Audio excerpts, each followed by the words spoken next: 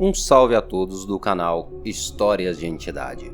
Pessoal, neste conteúdo venho trazer para vocês a história de um grande Exu das Sete Encruzilhadas. Sim, Exu das Sete Encruzilhadas, um Exu muito conhecido, muito respeitado por umbandistas, quimbandeiros e candomblecistas. Venho trazer um pouquinho sobre a sua história de vida, como ele viveu, como foi o seu desencarne, enfim.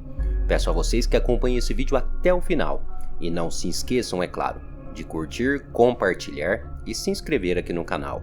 E caso você tenha sugestões para novos vídeos, para as novas histórias, basta deixar nos comentários deste ou de qualquer outro vídeo aqui postado.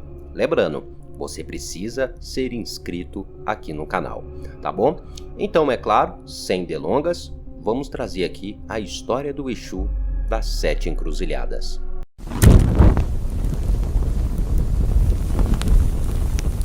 Pois bem, pessoal, de início devemos ressaltar para vocês que essa história ela se passa por volta de 1650.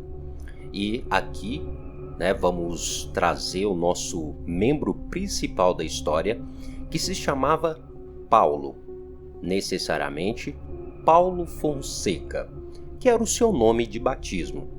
Paulo e Fonseca, que era ali o sobrenome da família. A sua família morava no estado do Rio de Janeiro, próximo ao bairro de São Cristóvão. Sua família era uma família de comerciantes e, é claro, possuíam grandes bens e eram uma família de um porte financeiro até aceitável para a época. Então, nosso querido Paulo Fonseca, os seus Sete Encruzilhadas, tinha uma vida até muito estável. A sua infância foi comum. Na verdade, perante a muitos ali, ele teve uma infância até mesmo muito boa. Infelizmente, o seu pai acaba falecendo precocemente. E Paulo, ainda jovem, assumiu responsabilidades muito cedo. E não era de se esperar.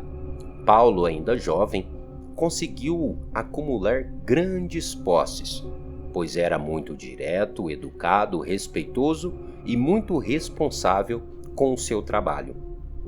Com seus 20 anos, como eu disse, possuía muitas riquezas, inclusive um grande mercado na época no bairro de São Cristóvão.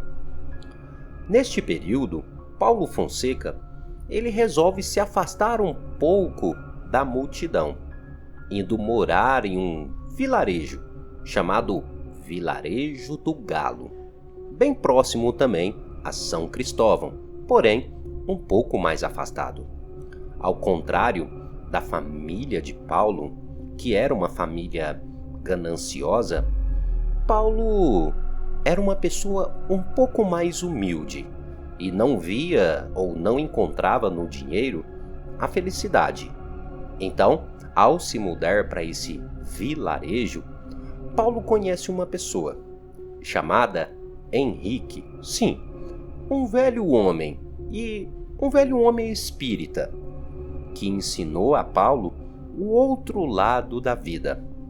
Mostrou para Paulo que a vida não era simplesmente aquilo que ele estava presenciando naquele momento. Era muito além. E foi até mesmo neste período que Paulo conseguiu descobrir que já teve diversas outras vidas aqui na Terra. E, além disso, descobriu também que o seu espírito já era um espírito um pouco mais velho. E sabia que a sua missão aqui na Terra já estava prestes a se encerrar. Pois, como eu disse, o seu espírito era velho.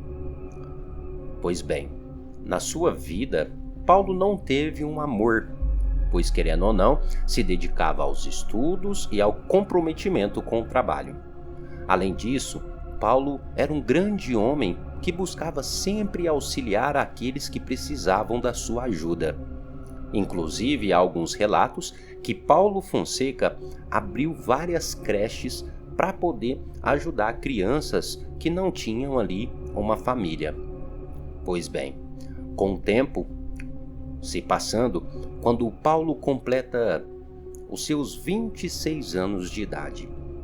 Ainda jovem, ao ir visitar a sua mãe na cidade, pois ainda sua mãe permanecia viva, ao voltar embora para sua casa, Paulo acaba sendo surpreendido por alguns assaltantes, deixando bem claro que naquele período, naquela época, a violência era muito grande naquela região.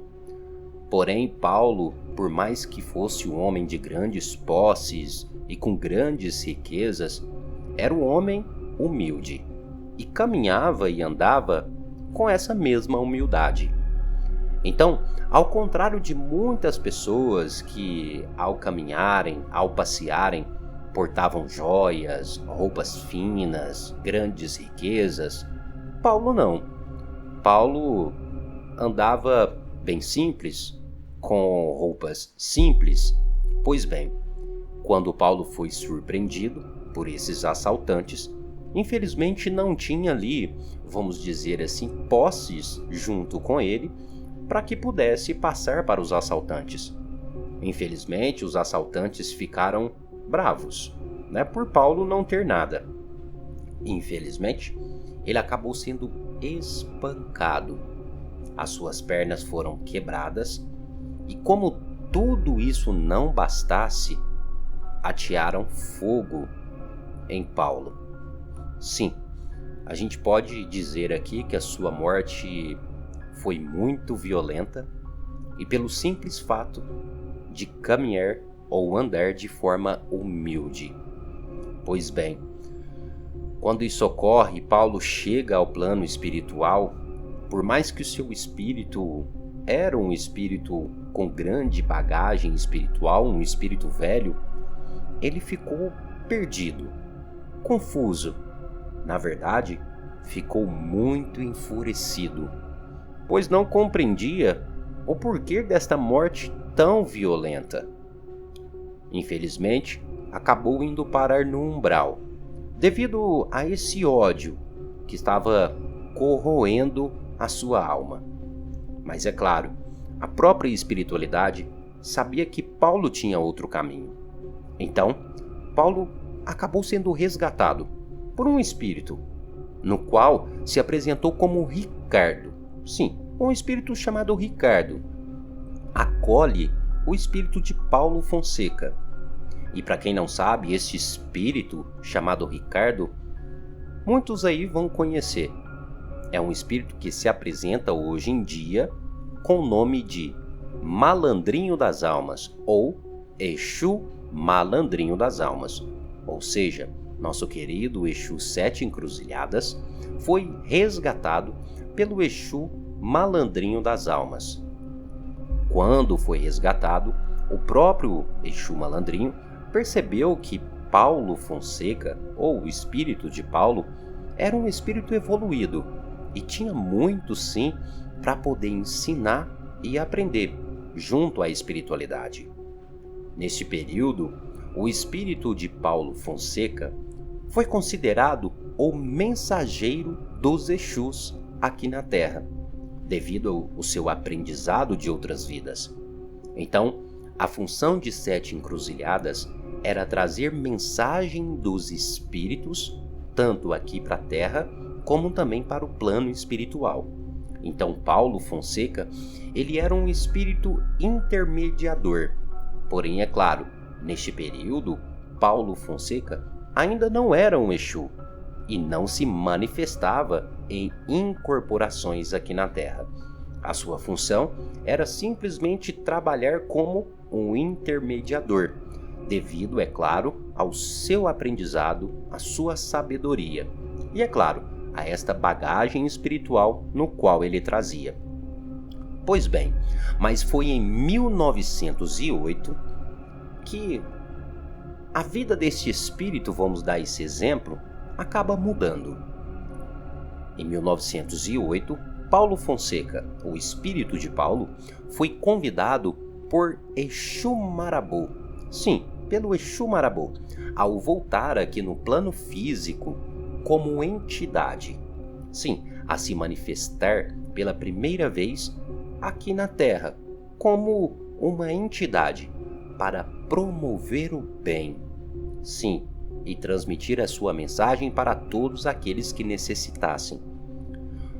Quando Paulo Fonseca se apresenta em 1908, para que ele fosse mais aceito perante a sociedade, ou para que todos pudessem escutar a sua mensagem, ele se apresenta pela primeira vez como um índio, com o codinome de Caboclo das Sete Encruzilhadas. Sim, no caso, um espírito ou um invólucro, que no qual teria sido a sua primeira reencarnação aqui na Terra. O que a gente pode resumir para vocês é que o Caboclo das Sete Encruzilhadas, no caso, também seria o Exu das Sete Encruzilhadas, porém em vidas diferentes. Compreenderam? Então, ele se manifesta aqui na Terra como Caboclo das Sete Encruzilhadas. Porém, conforme o tempo se passa, o seu próprio espírito se desdobra a um outro caminho, a Exu Sete Encruzilhadas. Consequentemente, trazendo a mensagem do plano espiritual e continuando com o seu trabalho, intermediando o contato carnal com o contato espiritual. Exu das Sete Encruzilhadas é reconhecido por ser um mensageiro, aquele que leva a mensagem do plano físico ao plano espiritual, conhecido também por ser o dono dos caminhos. Muito interessante, né? Ao se manifestar, quando esse Exu se manifesta dentro dos terreiros, ele se expressa muito bem e carrega consigo um semblante um pouco mais sério, como se fosse um pai. Além de ser muito acolhedor, é um Exu que busca sempre educar e ensinar aqueles que precisam. Inclusive, abraça todos os médios como se fossem membros da família. Um Exu com uma bagagem enorme, consequentemente, traz ensinamentos maravilhosos. A sua conversa é direta e a sua comunicação é suave. Como dito, é um Exu que se expressa muito bem. Exu das Sete Encruzilhadas prefere trabalhar com público pequeno, pois acredita que um público muito grande, a sua mensagem pode ser distorcida. Então ele prefere trabalhar com um público menor. Além disso, trazendo a sua bagagem espiritual, Exu das Sete Encruzilhadas tem um forte conhecimento sobre a magia, de ervas, da natureza, de modo geral. Vamos dizer que seria aquele Exu completo. Exu das Sete Encruzilhadas, Senhor do Caminho, aquele que com o seu poder tem o conhecimento e a sabedoria para agir em qualquer área. Interessante isso, né? As suas cores é o vermelho e preto. Em algumas ocasiões também podem se utilizar o branco e o dourado. Inclusive essas cores também estão associadas às velas, caso necessite fazer algum tipo de firmeza. Inclusive, as suas firmezas são firmezas ou oferendas feitas de formas simples. Inclusive, é muito comum oferecer empadês ou oferendas ervas e elementos naturais, como pimenta, cebola, folhas de louro ou outros materiais. Odeia materiais que possam poluir a natureza, plástico ou outros materiais. Então, as suas oferendas acabam tendo um aspecto mais simples e até mesmo mais humilde, mas carregando um grande poder. O seu campo de atuação podemos dizer que é em todas as áreas, mas é muito comum vermos oferendas a esta entidade sendo colocadas em encruzilhadas de terra ou encruzilhadas mais afastadas ali da movimentação ou da civilização, por assim dizer. Quando ele se manifesta, como eu disse, se apresenta como um Exu sério. Em algumas ocasiões, pode se apresentar como um Exu mais espontâneo, mais alegre. Neste momento, ele incorpora de uma forma mais dançante, mais contagiante. Mas quando vai realizar os seus trabalhos ou passar as suas mensagens, ele sempre conversa de forma séria, clara e bem direta. Vamos falar aqui dos materiais de utilização quando ele se manifesta. Exu das Sete Encruzilhadas também faz o uso de destilado ou de bebida. Em sua maioria, as suas bebidas são bebidas mais fortes, como o uísque ou o conhaque. Em algumas ocasiões, também é oferecido a esta entidade a cerveja escura ou a cerveja preta. As cores de vela, já foi dito, também a utilização de bengalas, capas, chapéus ou até mesmo cartolas podem ser vistas sendo utilizados sim por esta entidade. Em algumas ocasiões, ao se manifestar em alguns terreiros, prefere ficar sentado. Em outras manifestações, prefere ficar em pé. Um Exu muito respeitoso, educado e que sabe conversar e dialogar muito bem com qualquer pessoa. Além disso, é claro, faz-se a utilização do charuto. Devemos ressaltar aqui que todos os materiais que este Exu utiliza, mesmo sendo uma entidade muito humilde, em sua maioria, são de boa qualidade, tá bom? Mas é isso, pessoal, um pouquinho aí da história do nosso querido e saudoso Exu das Sete Encruzilhadas. Eu espero que vocês tenham gostado. E é claro, se a gente trouxe a história do Exu Sete Encruzilhadas, é porque em breve estaremos trazendo aqui também os médios que carregam este Exu. Como são esses médios? Quais as características desses médios? Então, se você deseja descobrir se trabalha ou não com esta entidade, acompanhe aqui o nosso canal, tá bom? Mas é isso, pessoal. Muito obrigado a cada um de vocês. Até o nosso próximo vídeo. E Laroyê, Exu Sete Encruzilhadas.